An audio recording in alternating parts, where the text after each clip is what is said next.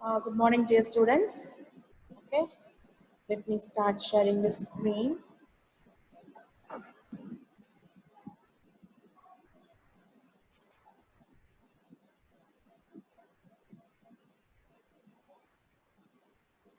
Okay, as part of fourth unit, I'm just going to take the radar range equation. So you have seen the block diagram of radar, how it is going to detect the target and what are the processes involved in detecting the target. So we need to identify what is the range and we need to identify the target based on the signal that is being transmitted, the radio frequency signal that is transmitted. So for that, we need to mathematically calculate the range of coverage of the radar signals. So this radar range equation is useful to know the range of the target theoretically. So practically, they will be sending the signals and they will be receiving the signals. Based on the strength of the signal, they will be calculating. How they will be calculating? With the help of the theoretical formula. So that describes the radar range equation. So first in this class, we will be learning about the derivation of the standard form of the radar range equation, followed by the two modified forms of radar range equation. So now let us understand how it is going to calculate mathematically. So all this, it is going to be assumed as a see the center, the radar signal will be transmitted. So it has a wide range of coverage. So it is not going to be a circle. So it is going to be a sphere kind of thing. So it goes in all the directions. So it depends upon the type of antenna that is used for the transmission process. So if it is going to be a directional antenna or isotropic antenna or an omnidirectional antenna. So we assume that it is going to be an omnidirectional antenna, which means that it radiates signal in all the directions. So it is going to cover the radius of a sphere. The entire sphere, it is going to cover the signal. The signal is covered there. So we need to identify the target within that particular range. So how it is going to be calculated? So we'll move on to the derivation of the radar range equation. So this is the standard form of the radar range equation. It is also called as the simplified form of the radar range equation. So first we need to calculate all these things with the help of the, for understanding the nature of the signal. So we need to consider certain parameters or the certain characteristics of the signal. So we are going to consider the power of the signal and the area of coverage. So as I told you already, the area that the radar signal is going to cover, it is going to be a sphere. So we need to identify the sphere and we need to calculate the area of the sphere. So the area of coverage of the signal. So we know that the power density is the ratio of the power and the area. That is, power density is equal to PD is equal to power by the area of any surface which we are going to consider. Therefore, the power density in this case, for example, we are considering R to be the radius of the sphere with which the radar signal is going to be communicated. Therefore, the power density PDI, which is traveling at a distance R from the radar, can be mathematically represented as Pt by 4 pi R square. So where PDI is the power density and Pt is the transmitted power and 4 pi R square is the area of the sphere. You know the formula for the area of the sphere, is it not? Therefore, the power density is equal to the ratio of the power divided by the area. Therefore, Pt is the transmitted power and 4 pi R square is the area of coverage, which is going to be the area of the sphere. Okay, therefore, this is the representation for the power density that is being calculated. So now let us assume this as equation 1. So let's move ahead.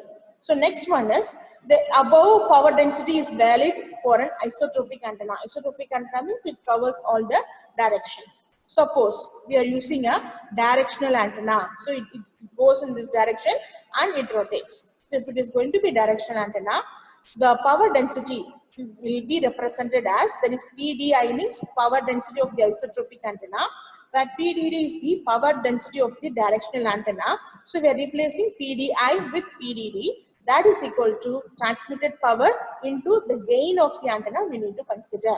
Okay, so we are multiplying just, so the previous formula what we have identified, that is power density of the isotropic antenna is equal to the transmitted power divided by the area of the sphere.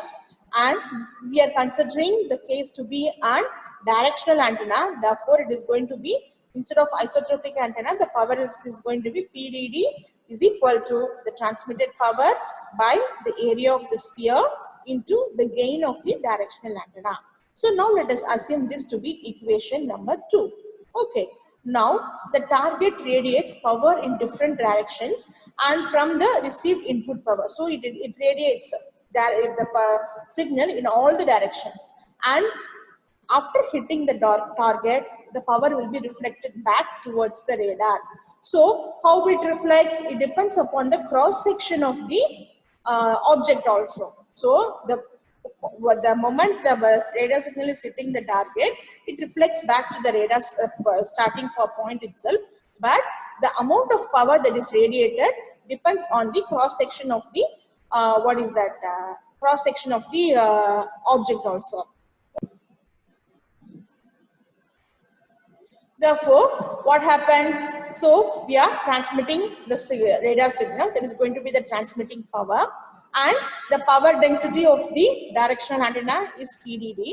Then we need to concentrate on the signal that is reflected back as an echo signal. So that reflected signal we are representing, or we are considering that to be an echo signal. Therefore, it is going to be PDE, that is the power density of the echo signal at the radar, can be mathematically represented as the power density of the directional antenna into, that is the divided by 4 pi r, the cross sectional view of cross section of the signal that is being transmitted here. So this sigma is the radar cross section of the target. So the radar cross section of the target divided by the area of the sphere, the particular region which the signal is covering.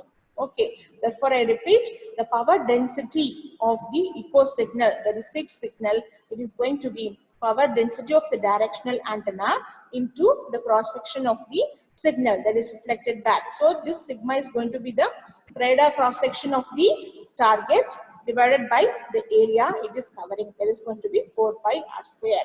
So I repeat, first we were talking about the power density of the isotropic antenna, where the power density in general it is given as the ratio of the transmitted power divided by the area of the sphere. Then we are considering the case to be an, what is that, directional antenna. Therefore we need to consider the gain of the antenna. So all these things you might have learned in your antenna also, antenna and wave propagation.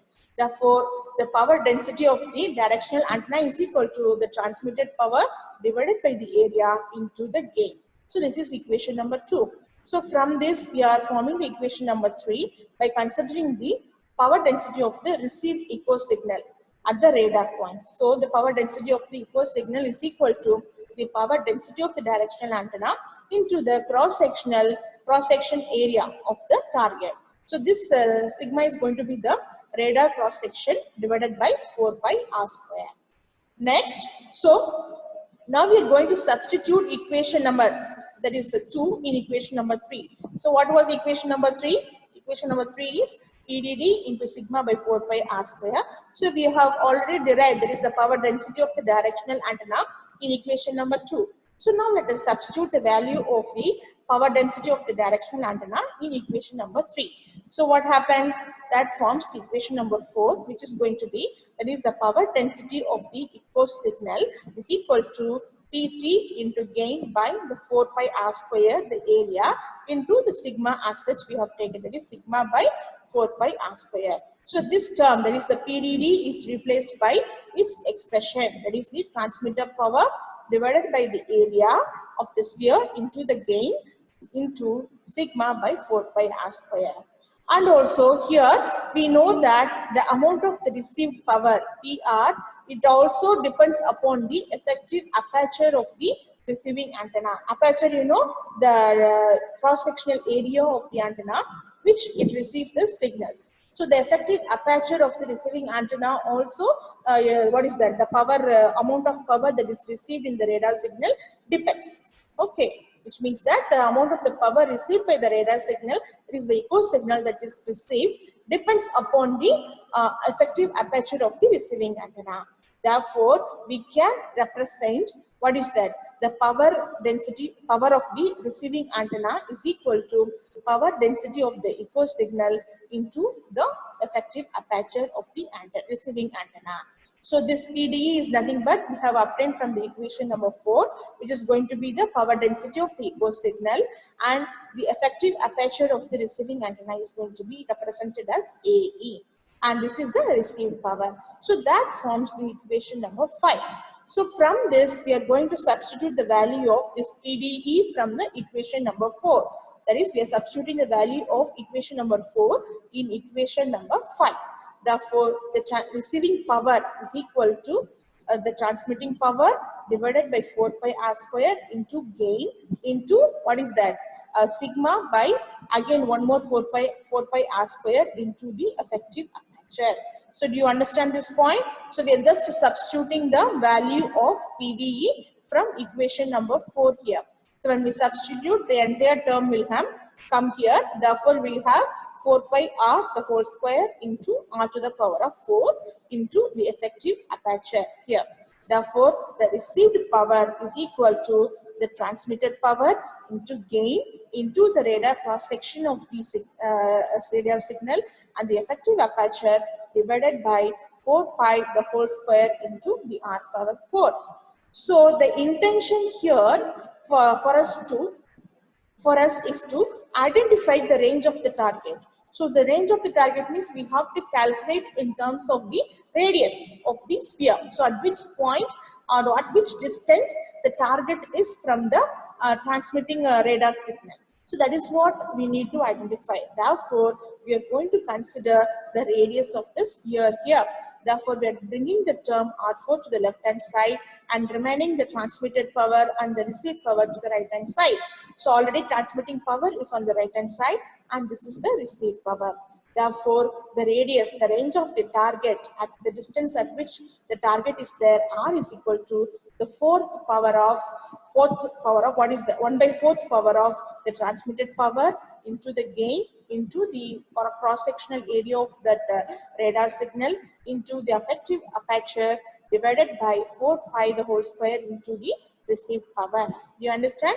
So PT is the transmitted power, PR is the received power, and G is the gain of the directional antenna, and sigma is the radar cross-section of the target, and AE is the effective aperture.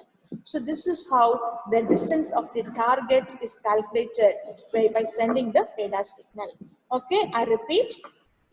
That is, first we were considering what is the parameter as the power of the antenna, of the signal that is transmitted by the antenna. Therefore, the power density we are calculating. So what is the power density? Power density is going to be the ratio of the power and the area. Therefore, so we are considering the radar signal to be traveling in the omnidirectional way in such a way that it is going to occupy a sphere kind of structure. Therefore, the area of the sphere is 4 pi r square. Therefore, the power density is equal to the transmitted power divided by 4 pi r square, where PT is the transmitted power. So this forms the equation number 1.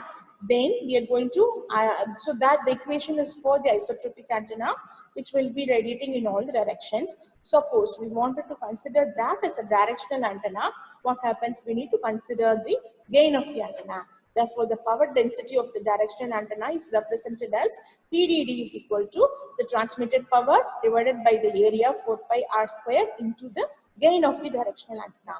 So that is equation number 2. And what happens? We are going to consider the power density of the received signal, that is the echo signal. So the power density of the received echo signal at the radar can be mathematically represented as PDE is equal to the power density of the directional antenna into sigma by 4 pi r square. So sigma is the cross section of the radar cross section of the target, and 4 pi r square is the area of that sphere. Okay, of the cross section sphere. So from this, what happened? We are going to substitute the value of the power density of the directional antenna in the equation number, previous equation number 3. So when we substitute, we are obtaining this equation number 4, which represents the power density of the echo signal, that is equal to the transmitting power into gain divided by the area of the sphere 4 pi r square into the cross section area of the signal, that is going to be the sigma by 4 pi r square, where sigma is the radar cross section of the target. This is going to be the area of the sphere. So with this, we are going to consider the received power. So the received power is going to, it's what we are going to calculate in equation number 5. So where received power is equal to the power density of the echo signal into the effective aperture of the receiving antenna. Therefore, that in this equation, we are going to substitute the value of equation number 4 in equation number 5. Therefore, we are arriving after the substitution, we are arriving at this equation, that is the what is that? Received power. Received power is equal to the transmitted power into the gain into sigma into the effective aperture divided by 4 pi the whole square into r to the power of 4.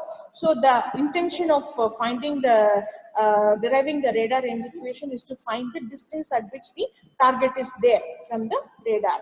So what happens? We need to consider the radius of the sphere. So we are taking the term r to the left hand side and remaining all other terms on the right hand side. Therefore, this r is equal to 1 by 4th power of what is that? PT, that is the transmitted power into the gain into the cross section of that radar signal into the effective aperture divided by 4 pi the whole square into the received power. So with by knowing the gain of the antenna and the amount of the transmitted power and the received power and the effective aperture and the cross section area, we can calculate the distance at which the target is present. Okay, so this is how they calculate the distance. So all these calculations mathematically they do it. You understand? So with that we can identify the target easily, and what is the nature of the target also could be identified. Okay, by the nature of the received signal. And so this is a standard form of equation here in this here.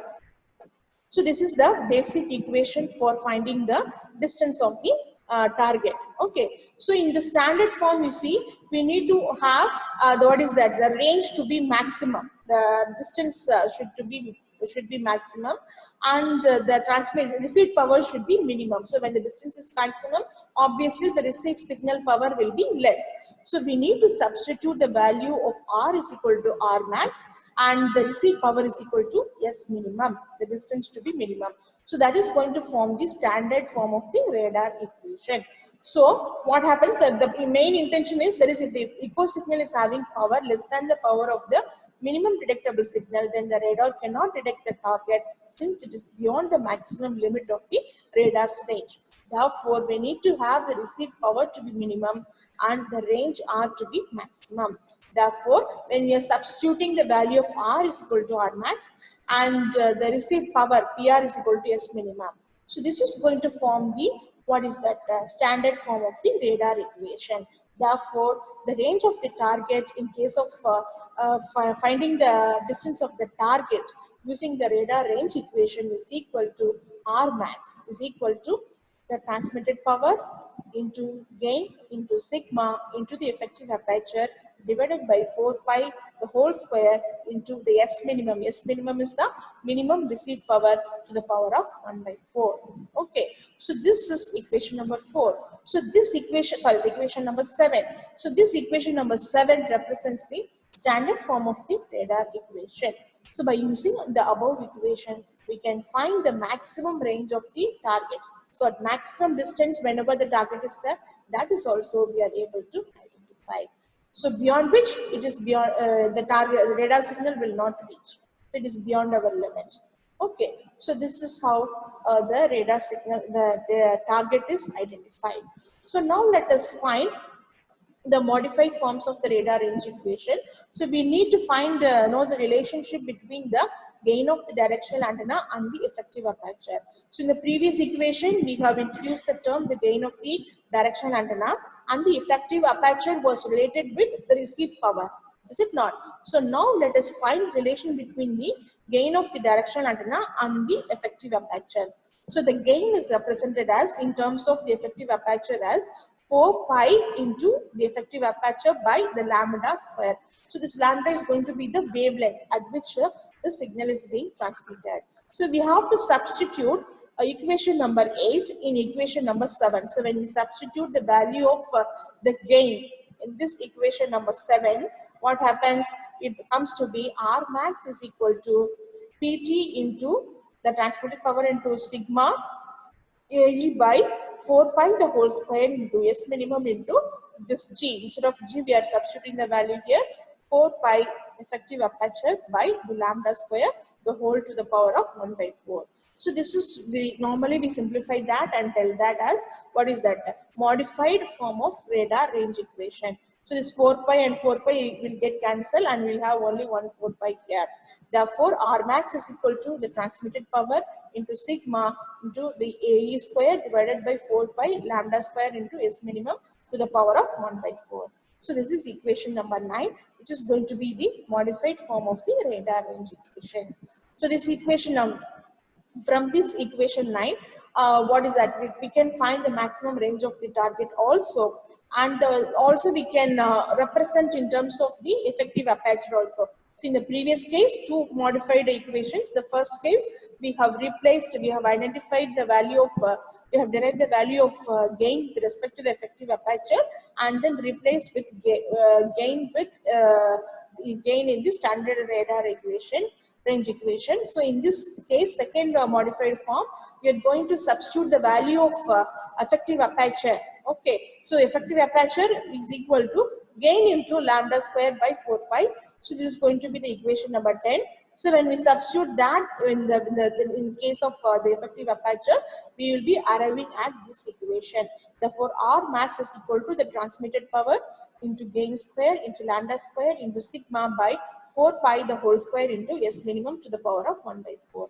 So this is going to be equation number 11. So this equation number 11 is another form of modified radar range equation. So it could be used depending on whatever values we know. So if we know the gain of the antenna, we can make use of this equation to find the range of the target. If we know the effective aperture of the antenna, we can make use of the previous equation and then find the effect radar, what is that, the range of the target in case of the radar signal. So based on this, we can sometimes problems might be asked. So based on the first standard form of radar range equation, now let us see an example problem. It is calculate the maximum range of the radar for the following specifications. So whatever they have given, that is the transmitted power, the peak transmitted power PT is equal to 250 kilowatt, and the gain of the transmitting antenna is equal to G is equal to 4000, and the effective aperture AE is equal to 4 meters square, and the radar cross section of the target, that is the sigma, is equal to 25 meters square, and the power of the minimum detectable signal S minimum is equal to 10 to the power of minus 12 watts. Therefore, what we need to find? R max we need to find. So all the values are given, just we have to substitute the values in the equation and then find the maximum range of the target. So now let us move ahead. So what is the formula, standard form of the radar range equation? R max is equal to transmitted power into the gain into sigma into the effective aperture divided by 4 pi the whole square into S minimum to the power of 1 by 4. By substituting the value of the transmitted power, it is given as kilowatt. Therefore, in 10 to the power of 3 into the gain 4000 into the sigma, that is 25, and this is the effective aperture also it is given. Effective aperture is 4 and divided by 4 pi the whole square into S minimum. So when you simplify all this, you will be arriving at the maximum range of the target to be 158 kilometer. So you should be very careful whether all the units are in meters or kilometers. So if it is going to be in meter, you have to do the corresponding conversions and represent that in terms of the kilometer. Okay, so R max, it is going to be 158 kilometer. Therefore, the maximum range of the radar for the given above specifications, it is going to be 158 kilometer. Do you understand this problem? I think it is an easy substitution. So I want you to solve what is that, maximum range of the target of for radar signal with the following specifications. So please try to solve this problem and come. Please note down this there is a specifications. Try to solve this problem and come. We can discuss in the next class and we'll wind up that. So this is the end of the radar range equation. On this operating frequency is equal to 10 gigahertz and the peak transmitted power is equal to 40. Please note down these equations. If you want, you take a screenshot. Okay, solve these problems and come.